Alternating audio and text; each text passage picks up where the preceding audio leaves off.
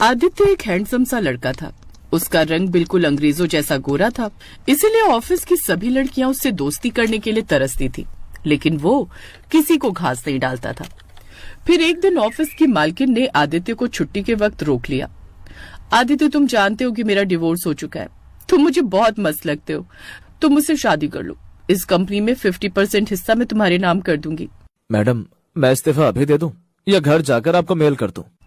अरे भड़कते क्यों हो आदित्य, मैं तो तुमसे मजाक कर रही थी। लेकिन उनकी ये सब बातें उसी कंपनी में काम करने वाली एक सांवली सी एम्प्लॉय राधिका देख रही थी। लोग सिर्फ आदित्य की खूबसूरती को देखकर उससे शादी करना चाहते हैं, कोई इसके अंदर का टैलेंट और उसका दिल देखना ही नहीं चाहता। खैर, आदित्य वहाँ से चला गया। राधिका भी उसे मन ही मन पसंद करती थी, पर उसने कभी आदित्य से कहा नहीं। ऐसे दिन बीत रहे थे। एक दिन आदित्य जब कहीं जा रहा था तो रास्ते में उसकी गाड़ी खराब हो गई। इस गाड़ी को भी अभी खराब होना था। यहाँ आसपास चारों तरफ जंगल है, कोई मैकेनिक भी नहीं मिलेगा यहाँ। तभी वहाँ से अपनी स्कूटी से राधिका गुजरी। उसने आदित्य को परेशान देखकर अपनी स्कूटी वहीं रोक दी। क्या हुआ आदित्य, परेशान लग रहे हो? राधिका, मेरी माँ हॉस्पिटल में एडमिट है, मुझे अर्जेंटली वहाँ पहुँचना है। अचानक मेरी गाड़ी खराब हो गई, अब मैं कैसे जाऊँ? अब मेरी स्कूटी लेकर चले जाओ, मेरा पास में ही घर है, मैं आपकी गाड़ी वहीं लगवा दूंगी अपने घर में। यहाँ आसपास कोई घर नहीं है। तुम जंगल में रहती हो क्या? अरे वो सब छोड़िए ना, इस समय आपकी माँ की जिंदगी से बढ़कर कोई चीज नहीं है। मेरे साथ बहस मत कीजिए, जाइए। पहली बार आदित्य से किसी ने गुस्से में बात की थी। खैर, आदित्य उसकी स्कूटी लेकर वहाँ से चला गया। उसके बाद राधिका उसकी मोटरसाइकिल को पैदल ही किसी तरह अपने घर लेकर आई। उसका घर वहाँ से कम 5 किलोमीटर दूरी पर था। अगले दिन राधिका ऑटो से ऑफिस पहुंची, लेकिन आदित्य लेट आया। राधिका, वहाँ आसपास तो तुम्हारा कोई घर था नहीं, मैं ढूंढता रहा। मेरी बाइक कहाँ है और तुम्हारा घर कहाँ है? आपकी माँ ठीक है ना? मैं तुम्हें थैंक यू बोलना चाहता हूँ राधिका।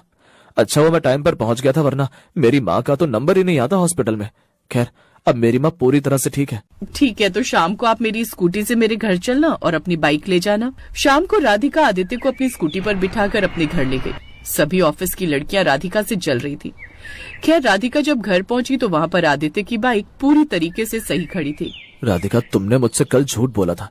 तुम्हारा घर वहाँ से कम 5 किलोमीटर दूर है और तुमने मेरी गाड़ी बनवा कर खड़ी कर दी। मैं कितना थैंक यू बोलूं तुम्हें? आप बहस बहुत करते हैं, अपनी गाड़ी लीजिए और जाइए यहाँ से। आदित्य गाड़ी लेकर वहाँ से चला तो आया, लेकिन वो रास्ते भर राधिका के बारे में ही सोचता रहा। पहली बार मुझे कोई ऐसी लड़की मिली है जो सच में मेरी फिक्र कर रही है। न जाने क्यों मेरा खिंचाव उसकी तरफ बढ़ता ही जा रहा है। मुझे पक्का यकीन है कि वो मेरी गाड़ी पैदल ही ले गई होगी अपने घर तक, क्योंकि वहाँ आसपास कोई इंसान था ही नहीं। मुझे जैसी लड़की चाहिए थी वैसी मिल ही गई। आदित्य ने राधिका के बारे में अपने माँ बाप से बात की और कुछ ही महीनों बाद उसने राधिका से शादी कर ली। राधिका को देखकर उसकी ननद पायल, जो आदित्य की तरह ही बहुत गोरी और खूबसूरत थी, उससे चिढ़ने लगी। भैया, आप इतने हैंडसम हो, फिर भी आपने एवरेज लड़की से शादी कर ली। पायल, राधिका एवरेज नहीं है। मुझे जैसी लड़की चाहिए थी राधिका बिल्कुल वैसी ही है। राधिका को पायल की बात का बुरा तो लगा, लेकिन जब आदित्य ने उसके बारे में ऐसा बोल दिया तो उसे बहुत खुशी हुई। सुहाग रात की अगली सुबह राधिका ने सबके लिए चाय नाश्ता बना। राधिका, अब तुम्हें ऑफिस जाने की कोई जरूरत नहीं है। मैं इतना कमा लेता हूँ कि मैं अपने जैसे 10 और परिवारों को भी पाल सकता हूँ। ठीक है, जैसा आप कहें। आदित्य ने बिल्कुल सही लड़की पसंद की है। आजकल की लड़कियों से राधिका सबसे अलग है। खाना भी बहुत अच्छा बनाती है और दिल की भी बहुत अच्छी है। कितनी भी अच्छी हो, पर मुझसे तो अच्छी नहीं है ना। देखना, मेरी शादी तो किसी राजकुमार से ही होगी। पायल, मैं कल से देख रही हूँ तू राधिका से जल रही है। जब तुझे पता है कि राधिका एक एवरेज लड़की है और तू उससे ज्यादा खूबसूरत है, फिर उससे जलने की क्या जरूरत है? मैं भला क्यों जलने लगी? मेरा नाश्ता हो गया, मैं जा रही हूँ अपने दोस्तों से मिलने। ठीक है माँ। राधिका, मैं ऑफिस जा रहा हूँ। आदित्य ऑफिस चला गया। पायल छोटे छोटे कपड़े पहनकर और 2 किलो मेकअप लगाकर बाहर घूमने निकल गई। दोपहर के वक्त राधिका अपनी सास के पैर दबा रही थी। बहू, तू एक मॉडर्न लड़की है, पढ़ी लिखी भी है, इतनी अच्छी कंपनी में काम भी करती थी, इसके बावजूद तेरे अंदर पुराने सारे संस्कार मौजूद हैं। मुझे समझ नहीं आता कि आदित्य जैसे लड़के को तूने कैसे पसंद कर लिया। माँ जी, यही तो मुझे भी समझ में नहीं आ रहा कि आदित्य जैसे हैंडसम लड़के ने मुझे कैसे पसंद कर लिया।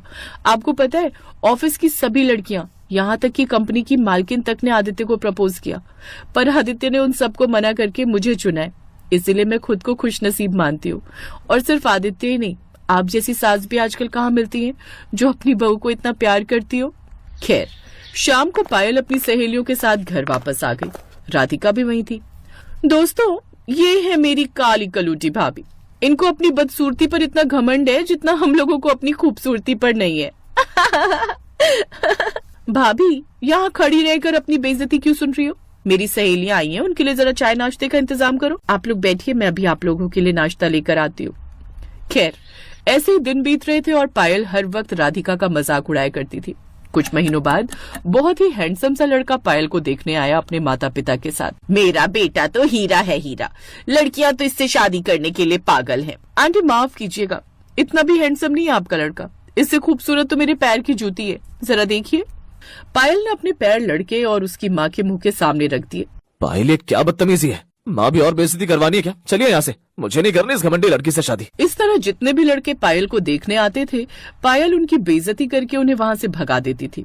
फिर कुछ सालों बाद एक बहुत ही हैंडसम सा लड़का रोल्स रॉयस कार में उसे देखने आया। उसके आसपास ढेर सारे बॉडीगार्ड, यहाँ तक कि मिलिट्री वाले भी थे। पायल उसे देखती ही रह गई। हेलो मिस्टर आदित्य, मेरी माँ ने कहा कि उन्होंने मेरे लिए लड़की देखी है, तो मैं आपकी बहन को देखने आया हूँ। तभी वहाँ पर राधिका और उसकी सास भी आ गए। पायल, तुम्हें इनसे कुछ पूछना हो तो पूछ लो। अरे नहीं, मुझे तो ये बहुत पसंद है। मुझे हमेशा से ऐसा ही लड़का चाहिए था जिसके आसपास ढेर सारे बॉडीगार्ड्स हो। ऊपर वाले का शुक्र है, कम से कम पायल को कोई तो पसंद आया। बड़ी धूमधाम से पायल और राजेश की शादी हो गई, सुहागरात वाले दिन। पायल, आज हमारी सुहागरात है, मैं जरा हाथ मुंह धोकर आता हूँ और कपड़े भी चेंज कर लेता हूँ। ठीक है, लेकिन जल्दी आना। राजेश बाथरूम के अंदर गया और जब वो वापस आया तब वो लड़का नहीं बल्कि एक काले रंग का बूढ़ा इंसान था। कौन हो तुम? राजेश कहाँ हो तुम? तुम्हारे साथ ये बुढ़ा क्या कर रहा था? कैसी बातें कर रही हो तुम पायल? मैं ही राजेश हूँ, मेरी आवाज भी भूल गई क्या? इसका मतलब तुम एक बुढ़े इंसान हो? मेरे साथ धोखा किया है तुमने? मैंने कौन सा धोखा किया तुम्हारे साथ? मुझे तो पूरी दुनिया जानती है। मैं ओबरॉय इंडस्ट्री का मालिक हूँ और जब मैं बाहर निकलता हूँ तो मेकअप करके ही निकलता हूँ, क्योंकि बहुत सारे मीडिया वाले फोटोग्राफ लेने लगते हैं। मुझे तुम्हारे साथ रहना ही नहीं है, मैं जा रही हूँ अपने भैया के पास। अगले दिन पायल अपने मायके पहुँच गई। वहाँ पहुंचकर पायल ने सारी बात अपने माँ और भाई को बताई। पायल, उन्होंने तुम्हारे से कोई धोखा नहीं किया। हम सबको तो पहले ही पता था कि उनकी उम्र क्या है, और मुझे लगा कि तुम्हें भी पता ही होगा, क्योंकि उन्हें तो सारी दुनिया जानती है। और मैंने तुमसे कहा भी था कि जो पूछना है पूछ लो इनसे, लेकिन तुमने बिना पूछे यहाँ कर दी। तभी वहाँ पर राजेश एक बार फिर से आ गया। मिल गया तुम्हें सबूत?